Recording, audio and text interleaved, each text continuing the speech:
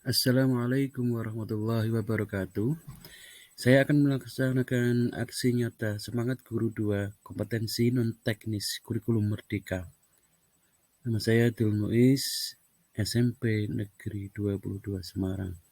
Video 3 tips meningkatkan kreativitas dan inovasi.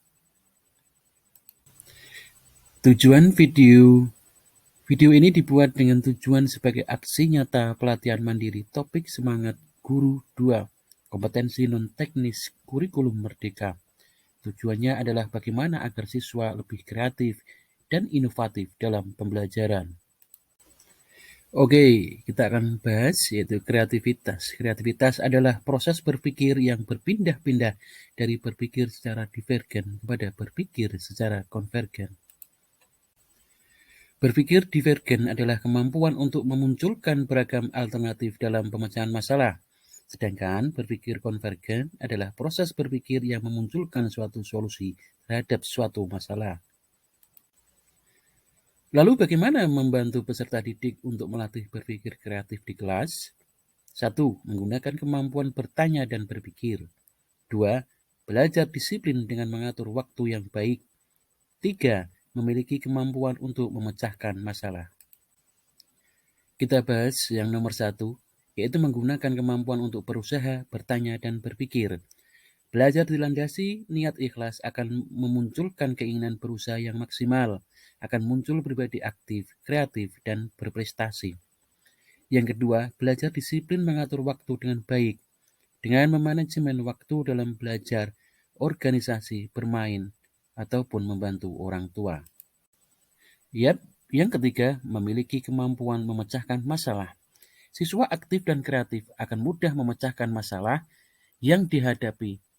Memecahkan masalah sederhana adalah salah satu contoh siswa yang kreatif. Oke, 3 tips meningkatkan kreativitas peserta didik dalam kegiatan pembelajaran. 1. Dorongan peserta didik pada situasi pro kontra, yaitu di saat peserta didik mengungkapkan setuju atau tidak setuju terhadap suatu hal adalah wujud dari berpikir kritis. Bisa mengkritik pemerintah dalam hal apa? Contoh. Pemerintahan? Masalah sosial, kesehatan, atau pendidikan? Bisa. Bisa semuanya ya. Yang harus kita lakukan. Kewajiban harus kita lakukan, harus kita penuhi. Contoh hak di sekolahan apa, Mas? Contohnya di sekolahan mendapatkan ilmu. Mendapatkan ilmu, terus mendapatkan aktivitas belajar. Oke, kewajiban sekolah menaati tata tertib sekolahan. Oke. Apa lagi? Ada lagi? Sudah. Terus kewajiban ada berapa? Kewajiban ada 3. Oke. Sebutkan coba. Ada teman yang bisa membantu Mas Pandu kesulitan, kewajiban ada 3, lupa, ayo. Siapa yang bisa bantu? Yo, tunjuk jari. Oke, ayo Mbak. Iya. Kewajiban pada Tuhan. Iya, terus yang 3 terhadap alam. Atau dalam masyarakat Hindu disebut apa? Trihita Karana. Oke, gitu ya Mas Pandu ya. 2. Tanyakan beberapa pertanyaan terbuka. Saat peserta didik menanyakan sesuatu daripada memberikan jawaban langsung, bantu peserta didik berpikir kritis untuk menanyakan kembali hal yang ia tanyakan. Ada jawaban lain selain jawaban seperti itu dari Mas Syari? Ada? Sama saja jawabannya itu? Oke, poin pertama yang dapat kita tangkap adalah 1 apa? Peraturan.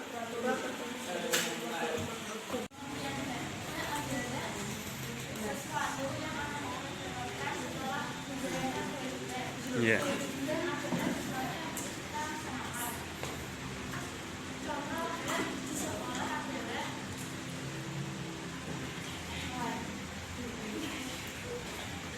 Apa haknya? Mendapat pembelajaran dari belajar dari itu. Oke. Terus ke kewajiban sekarang.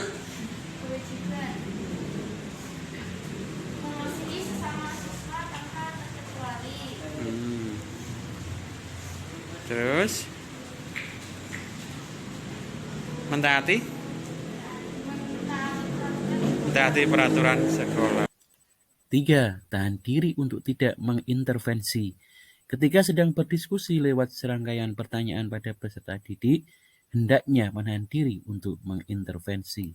Kewajiban adalah suatu tindakan yang harus dilaksanakan. Oke, dapat bantuan dari teman. Selanjutnya, contoh kewajiban. Ya. Terus kewajiban ada berapa macam? Ada berapa? Tahu? Sudah 3. Bisa menyebutkan, Mbak? Dibantu teman siapa yang bisa? Oke, 3. Kita karena dalam masyarakat Hindu. 1. Hubungan atau kewajiban kepada Tuhan yang Maha Esa. 2. Pada sama manusia. Oke, 3. Pada Allah.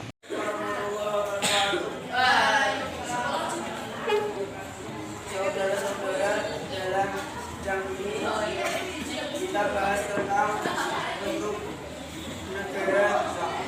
Apakah ada pandangan atau usul dari saudara-saudara?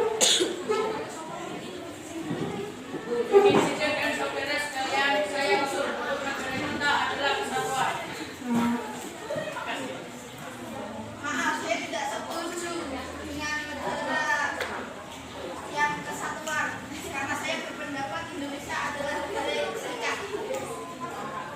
Dapat dari anggota sidang, dari asli, dari usul, Pak Supomo, dan bagaimana para anggota setuju dengan Pak Supomo atau Mohata? Pendapat dari saudara-saudara tentang yang diusulkan dari Pak Supomo. Apakah ada yang setuju?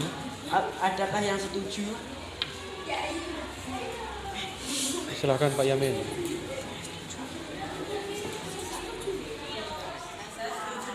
Pendapat Bapak Supomo. Saya juga setuju dengan pendapat Bapak Supomo.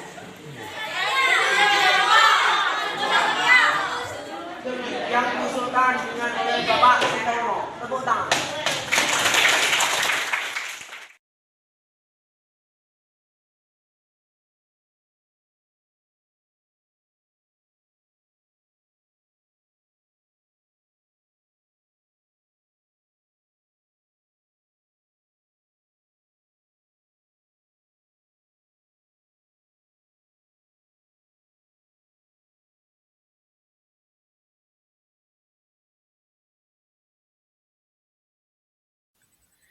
Nah, 3 poin tersebut bila dilaksanakan dengan baik oleh peserta didik, maka akan terwujud peserta didik yang aktif, kreatif, dan berprestasi.